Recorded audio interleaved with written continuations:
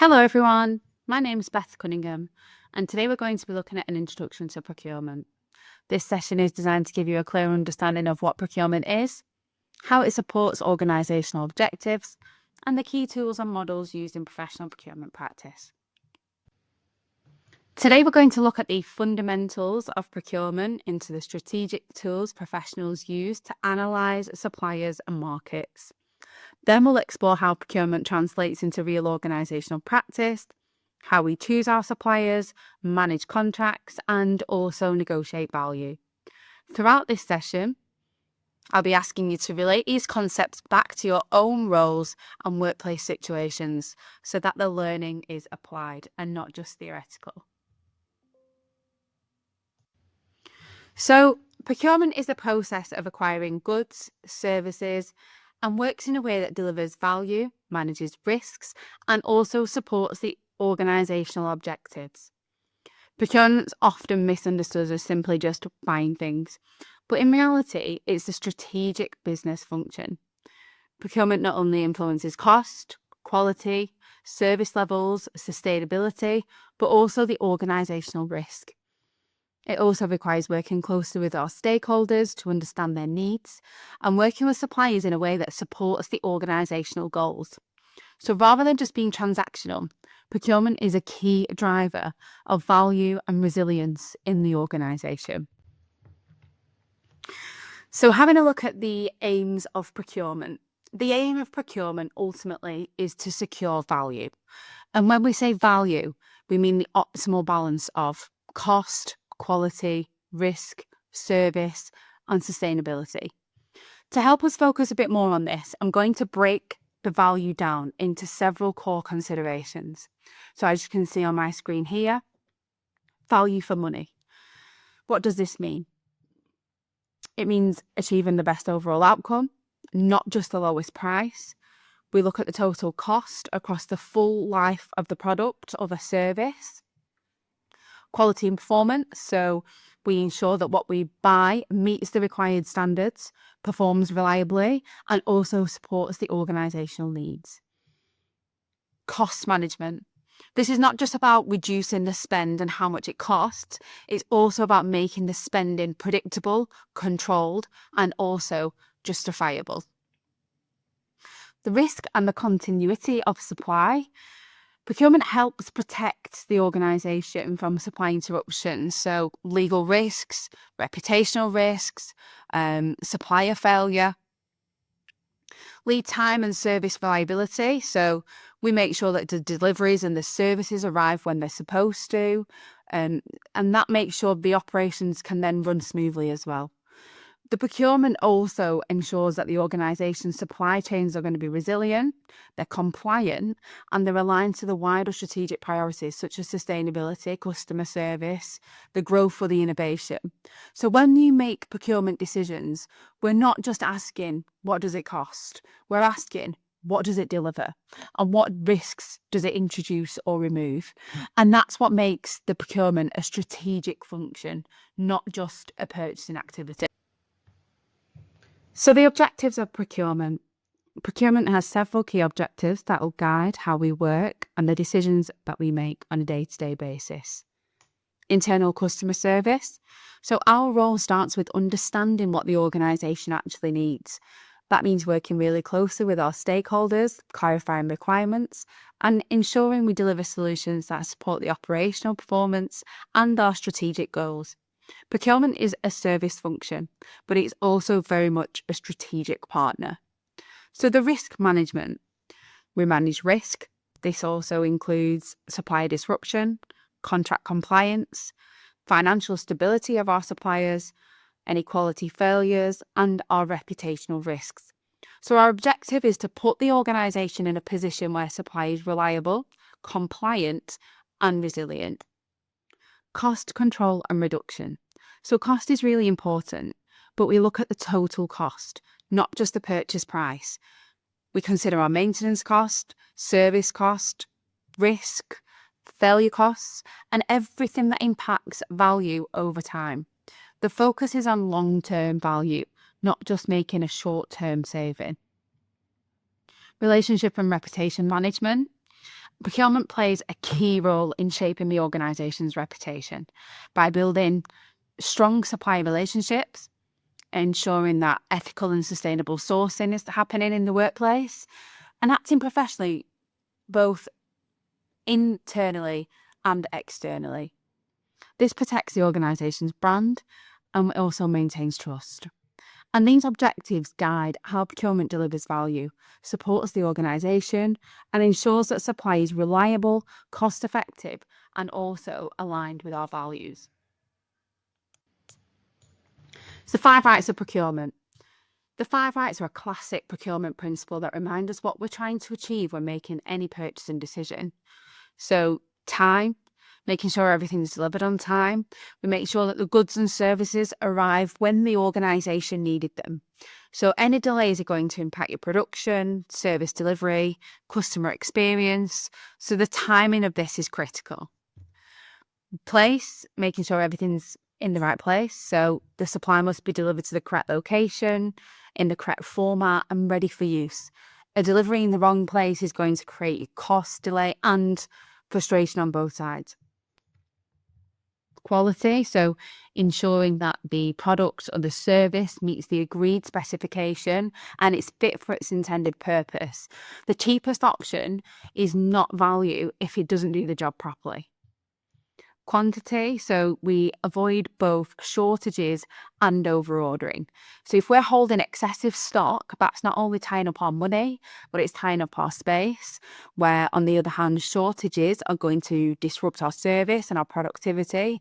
And it's about applying control, planning in up front and forecasting the quantity that we're going to need.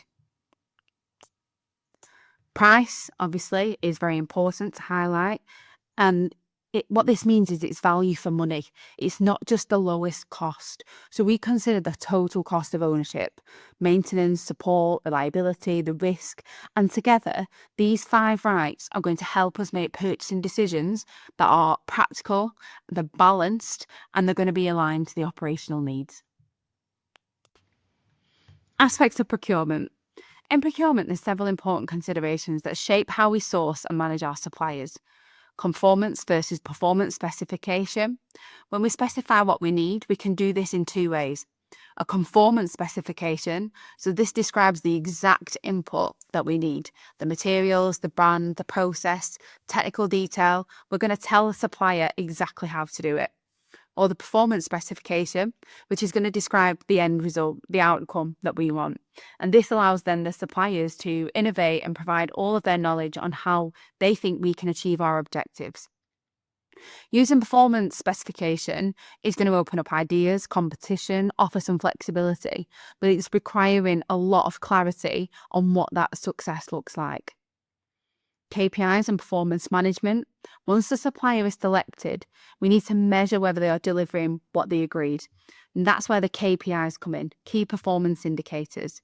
So this could include on-time delivery, quality levels, response time, customer satisfaction, or sustainability metrics. The performance is going to be ongoing, and that's how we maintain our value and make sure that we're continuously improving. Contract terms and risk controls. Contracts are going to formalise all of our expectations, responsibilities, and protection. They're going to help avoid misunderstanding and provide a clear reference if there's any performance issues that arise. Contract terms also help us manage things like commercial, legal, and operational risks.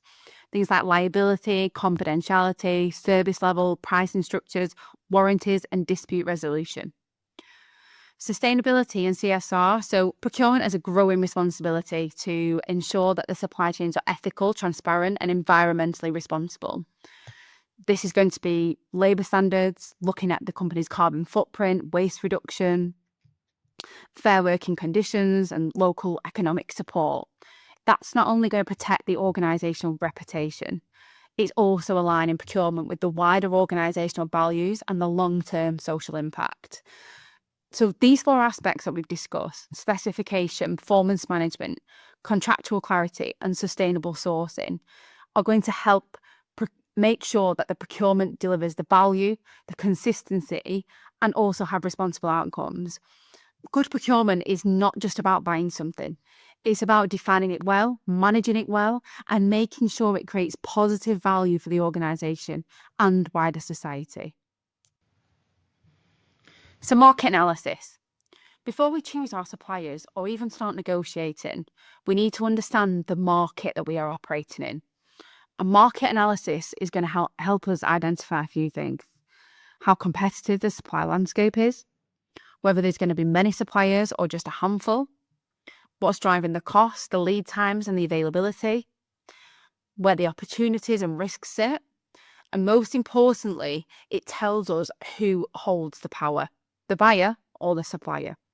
And that power dynamic influences pricing, negotiation strength, and supplier behaviour. So this is where Porter's 5 forces is useful. It gives us a structured way to analyse the market environment, as you can see on the screen here, the model. So the supplier power. If there's only a few suppliers or they provide something highly specialised, then they're going to hold the power. They can influence the price, the lead times, and the terms. If there's lots of suppliers, then that power is going to shift to us as the buyer. And that's where we've got the buyer power. So this is about how much influence we have. If we're buying in large volumes or a key account, our negotiation position is a lot stronger. If our spend is small, then suppliers are going to prioritise someone else over us. The threat of new entrants. So if it's easy for new suppliers to enter that market, then the competition remains healthy. If it requires high investment, specialist skills or regulation, then the existing suppliers gain more control. Threat of substitutes. If there's an alternative product, method or material, then we have options of bargaining power. If there's no alternatives, then we're going to become dependent on that supplier, and the supplier power is going to increase. Industry rival. If the suppliers actively compete on price, innovation and service, then we're going to benefit from that. If the competition is low, such as a niche or a monopoly market, then suppliers are going to dictate the terms. Porter's 5 forces help us understand whether we are operating in a buyer's market or a supplier's market, and that determines how we approach sourcing, contract terms, negotiation, and also risk management. Portfolio analysis using the Kraljic matrix is going to recognise that not all purchases carry the same level of impact or risk. Some suppliers are low value, easily replaced. Others are critical to the organisation and carry a much higher risk. So we shouldn't use the same procurement effort, relationship approach, or negotiation strategy for everything. And the Kraljic matrix help us map what we buy into 4 categories, as you can see on my screen. So we can apply the right strategy to the right spend. So routine, low risk, low value, everyday items, simple products, easy to source. Keep interaction with these suppliers efficient, minimise admin time, and automate where possible. These are low value and low risk, so we aim for simple processes and efficiency. Leverage, low risk, high value. High spend, but many suppliers available. Use competition, negotiate the price and the service levels aggressively. Here we have the buying power, so we can use the competition to secure the value. Bottleneck. So this is high risk, low value. Low spend, but hard to source or specialist products or services. Procurement professionals managing this category would seek to mitigate the risk to secure continuity, possibly hold backup suppliers or stock. Although value is low, supply risk is high. So our focus is on protecting the availability. Strategic, high risk, high value, critical to operations here. So few suppliers, high impact partnership approach, long-term relationships, joint planning. These suppliers are business critical, and we focus on the collaboration and the trust and the shared value between the two. So if a product's routine, we focus on the efficiency and reducing the admin effort. If it's leverage, we're going to use competition and negotiation to drive that value. If it's bottleneck item, even if the value is low, the risk is high. So our priority is to make sure we've got the supply assurance. And when something is strategic, it could significantly impact the organisation. So we take a long-term partnership approach with careful performance management and joint planning. Portfolio analysis using this Qualgit matrix will help prioritise effort, and it makes sure we're investing our time in relationship management where it'll deliver the greatest organisational value. So, supplier perception. Just as we assess suppliers are also going to assess us. The supplier preferencing model will help us understand how attractive we are to a supplier, and therefore how much effort, flexibility, and support they are likely to invest in our relationship. There are 4 ways a supplier might look at us. So, nuisance. If our spend's low and we're difficult to work with, the supplier will not prioritise us. We're likely to receive slow responses, standard pricing, and limited support and effort. Exploit. This is the risk zone. If we depend heavily on the supplier, but our spend is small or insignificant to them, then they hold the power. And this can lead to less flexibility, higher pricing, and tougher terms. We've got the core. So if we're a valuable and consistent customer, the supplier will want to retain our business. And this typically results in good communication, reasonable pricing, reliable service levels, and a good working relationship. Development and strategic. This is where the relationship is mutually important. The supplier sees a long-term benefit in working with us. They are more likely to invest in service improvement, innovation, and collaboration because the relationship benefits both sides. Suppliers assess us based on 2 main factors: the value of the business they get from us and the effort or the risk involved in supplying us. So where we sit in this model is often shaped by our own behaviours and processes. A buyer becomes less attractive to a supplier when the effort or risk is serving us higher than the benefit. Examples include low spend, unclear or constantly changing requirements, poor forecasting, late payments, difficult communication, or just constantly pushing for a price without considering the relationship impact. And in these situations, suppliers may deprioritise us.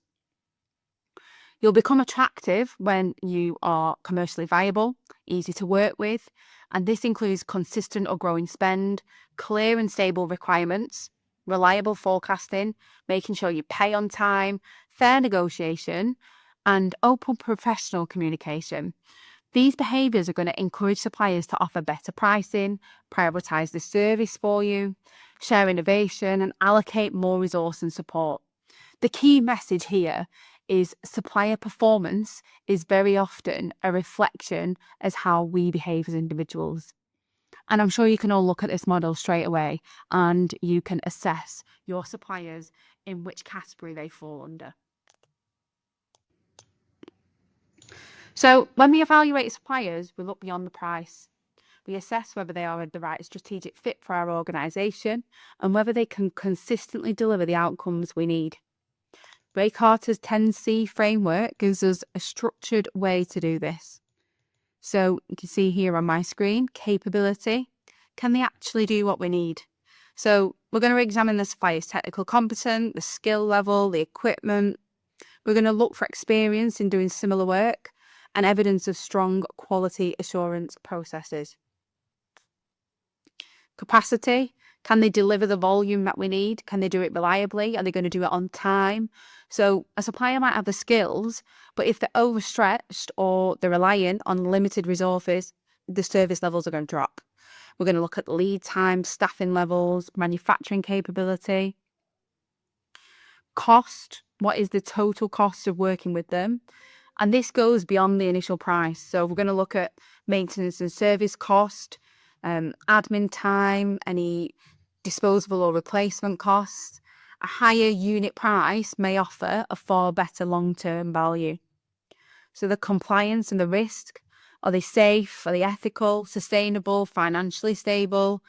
What we're going to look at here is the health and safety standards, environmental and sustainability credentials, the financial strength. What we want to do is avoid suppliers that are going to introduce any risk into our organisation.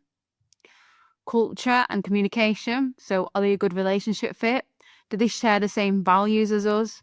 Look at their professional conduct, the collaboration, so the problem-solving approach, and how they interact on day-to-day communication. Someone who's going to align with our culture is going to support them, is going to support our long-term success. Commitment. Are they committed to continuous improvement and long-term partnership? So keep an eye on innovation, the willingness to invest, proactive efforts at enhancing performance, control. So how well do they manage their own processes and supply chain? Cash and financial health. Are they financially sound? We're going to look at the credit ratings, the debt level, their ability to withstand market fluctuation. Consistency. Can they deliver the same standard every time? We can review past performance data, customer feedback, audit, and the CSR, corporate social responsibility. Do they act responsibly towards the environment and society? So we're going to look at the carbon footprint, waste management, ethical labour practices and social impact. So contract formation. Contracts are essential in procurement because they establish clear terms and expectation between buyers and suppliers, helping to manage that risk, ensuring compliance and protect both parties' interests. They're going to define the scope of work, the pricing, delivery schedules, the performance standards, which then reduces the ambiguity and supports the accountability. Well-structured contracts also are going to provide a legal framework for resolving any disputes and can be used to drive value through negotiated terms such as cost savings, quality improvements, and innovation incentives. So, for an agreement to be legally enforceable as a contract, 5 elements must be present. So, these ensure that both parties understand what they're committing to and that the agreement stands up if anything goes wrong. So, intent. Both parties must genuinely intend to enter into a binding agreement. This means the agreement is made seriously, not casually or hypothetically or informally. Capacity. The parties must have the legal and practical ability to enter into this contract. For example, the individual signing must have the authority to commit for the organisation. Offer. One party must make a clear and definite offer. This could be a price, proposal, a quote, or a service level agreement. It needs to describe what is being supplied and on what basis. Acceptance. The other party must clearly accept that offer. Acceptance must match the offer. If the terms are changed, then that becomes a new offer completely. And this is where battle of the forms can occur if both parties try to apply their own terms. Consideration. Something of value must be exchanged. Typically, this means the supplier provides goods or services and the buyer provides payment, but it can also involve value such as IP, time, or resource. When these 5 elements are present, then we have a legally binding contract. If any of these elements are missing, then the agreement may not be enforceable. So when we talk about contracts, the terms of the agreement typically fall into 2 categories: express terms and implied terms. Express terms, these are the terms that are explicitly stated, so written down, spoken, or clearly agreed. They include things like specification or service description, deliverables and timelines, pricing, payment terms, KPIs. The implied terms are not written down, but they are still form part of that contract because the law assumes them or because they're standard practice in that type of transaction. So that could be the satisfactory quality or making sure that the item is fit for purpose. The services must be delivered within reasonable skill and care, and each party must act in good faith. The payment must be made within a reasonable time frame. If no terms are stated, then these terms will automatically apply, even if the contract doesn't say them directly. So express terms are what we intentionally include, while implied terms are what the law automatically protects us with. And the message here is good contracts make the important things expressed, not assumed. Because if expectations are left implied, they can easily be interpreted different by each party. So on the previous slide there, we spoke about Battle of the Forms. The Battle of the Forms refers to a situation in procurement where the buyer and supplier exchange documents with conflicting terms, such as purchase orders, order acknowledgement, and each attempting to govern the contract. This can create legal uncertainty over which terms apply. So understanding and managing this issue is crucial in procurement to avoid any dispute, ensures clarity and protect the organisation's interests. Clear communication, consistent documentation and proactive contract negotiation is going to help mitigate these risks.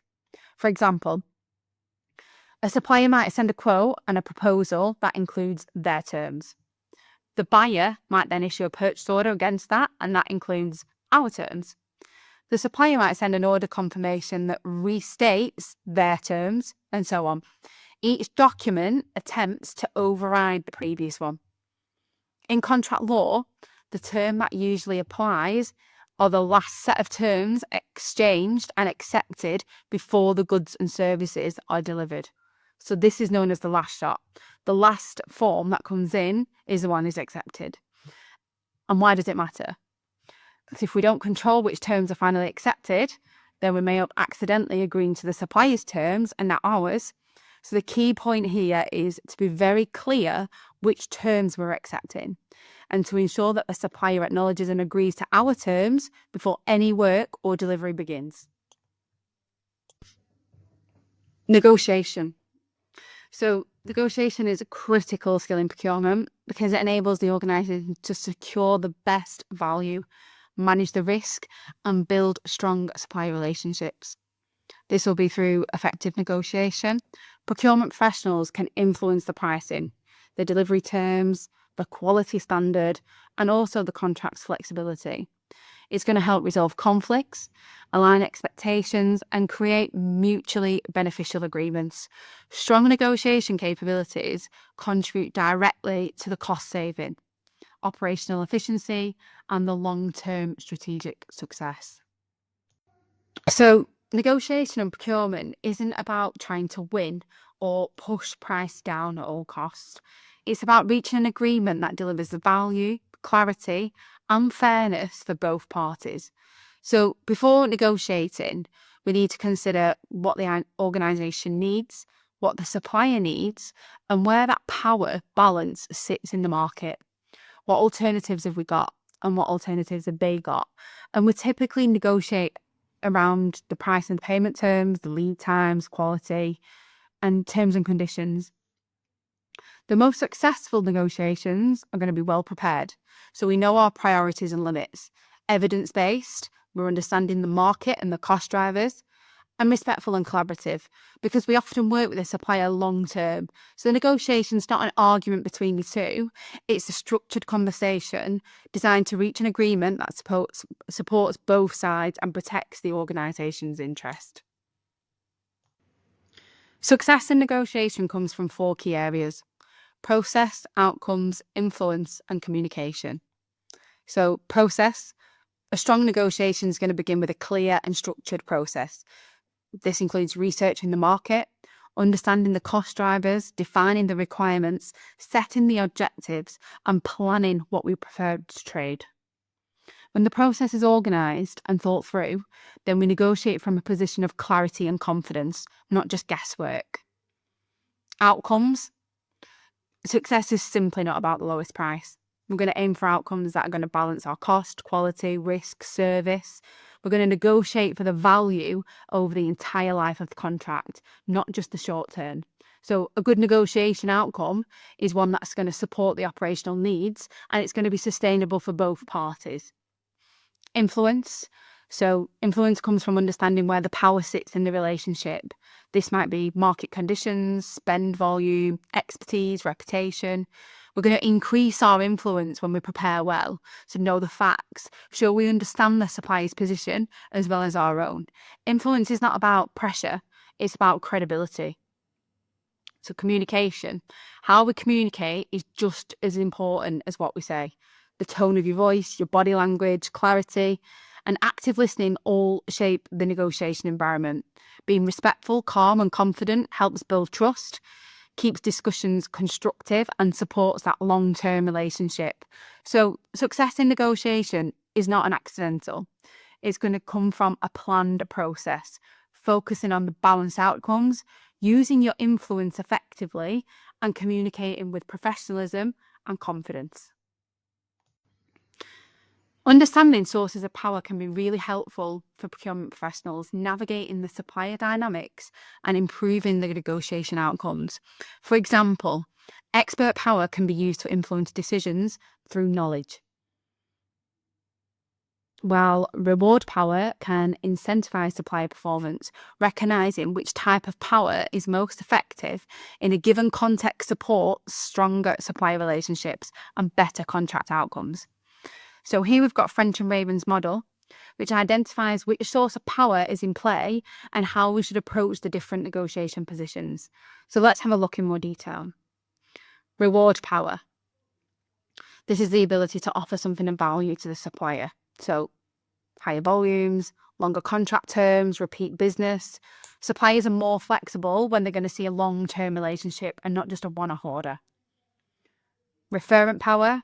So this comes from the reputation and professionalism of the buyer. If we're seen to be fair, organised, respectful and good to work with, then the suppliers are going to be more willing to collaborate. Being a good customer is a superpower. Legitimate power. So this is the authority we have through our roles and responsibility. So we represent the organisation, its policies and procurement strategy.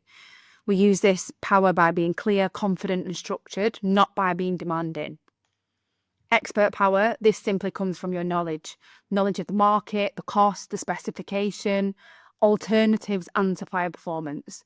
When we are going to this well prepared and informed, we negotiate from a place of strength because we understand what is realistic and what leverage we've got. Coercive power, so this is the ability to apply pressure, such as switching suppliers or enforcing penalties. We only use this when necessary and appropriate. Overusing this coercive power is going to damage your relationship, so you need to be really careful when you're using. Our power in negotiation doesn't come from force. It comes from preparation, credibility, clarity, and the quality of our relationship. So when we negotiate, we can approach a conversation in different ways depending on the situation. So this model helps us understand our style based on two behaviours. Assertiveness, how strongly we push to achieve our own objectives, and cooperation, how willing we are to work with the other party to meet theirs. When we combine these, we get 5 negotiation styles. So competing, high assertive, low cooperation. This style focuses on winning the position. It can be useful when the stakes are high, time short, or we need to set firm boundaries, for example, enforcing contract terms. But if this is used all the time, it's going to damage your relationship. Accommodating, so low assertive, high cooperation. This is when we prioritise the other party's needs over our own. It can help maintain the relationship in the short term, but if this is overused, then it's going to lead to poor outcome. Avoiding, so low assertive, low cooperation. This is when we delay, step back, avoid engaging, slow on email. And it may be appropriate when emotions are high or more information is needed, but if it's used too often, it's going to just lead to unresolved issues. Compromising, so medium assertive, medium cooperative, both sides give up something to meet in the middle. So this can be efficient, but sometimes both sides could end up dissatisfied. So it's useful for a quick resolution, but it's not going to be best for a long-term value. Collaborating, so high assertive, high cooperative. So this is going to be ideal for major or strategic supply negotiations. We're going to work together to find a solution that reduces the cost, improves performance, managing the risk. So the collaboration seeks mutual value, not just a deal. So tactics in negotiations are vital because they shape how discussions progress and influence the thinking and behaviour of the other party. By using strategic approaches, negotiators can create leverage. They can manage perception and guide the outcomes towards favourable agreement. Understanding applying the right tactics, make sure that negotiations are not left to chance, but they're structured to achieve the objectives effectively and maintain that positive relationship. So the goal isn't to fight. It's not fight tactics. It's to recognise them and respond calmly and professionally. So here we see a number of tactics we can apply during negotiation to secure best outcome for our negotiation. So the traditional good cop, bad cop. Two people are going to play opposite roles. One's friendly, the other's tough. How you respond with that is you stay focused on the facts, address the tough negotiators directly, and don't get drawn into the personalities. Thank and bank. The other party says thank you whenever you concede something, then quickly moves on without giving anything in return. How do you respond to that? When you give a concession, you ask for one back. If we do X, you can do Y. Lack of authority. The person you're speaking with says they need to get approval from someone else to agree this. How do you respond to that? You identify the decision maker and try and bring them into the negotiation as well. Public stance. So they state a firm public position that this is difficult for them to back down on. How do you respond? You move the conversation to the shared interest rather than the position. Ask the questions that explore the flexibility. Getting peanuts. They tell you your offer or budget is too small to be taken seriously. How do you respond with that? You reframe the value. You highlight the volume, the consistency, the long-term relationship, or the non-price benefits. Salami. They make lots of small requests, one slice at a time, so the total concession becomes large. How to respond? Step back, review the bigger picture, and let's look at all requested changes together. Outrageous initial demand. They start with an extreme price or proposition to anchor negotiation. How do you respond? Don't react. Bring the discussion back to the facts, data, benchmark, and value, not the opening figure. Add on. So after the agreement is reached, they ask for, can we just add one more thing? How do you respond to that? Just repeat that nothing is agreed until everything is agreed. Reopen the full deal if you have to. Broken record. They repeat the same statement or demand to wear you down. How do you respond to that? You just acknowledge it once and then you restate your position and move forward. Don't get drawn into that repetition. One more thing. Very similar to add-on, but timed right at the point of signing or final approval, just to get your approval, to get the sale. How to respond? Pause. You do not sign, you reevaluate. If the deal changes, then your terms might change as well. Thank you for taking the time out to listen to our introduction to procurement today. If you have any feedback or any other subject matters that you wish to see, please reach out to us and let us know the subject matter and we'll look at producing them for you. For those of you who don't know already, we are the largest CIPS commercial centre of excellence in the country. And we offer levels 2 to 6, face-to-face, online learning and distance learning. If you require any information, please don't hesitate to get in touch.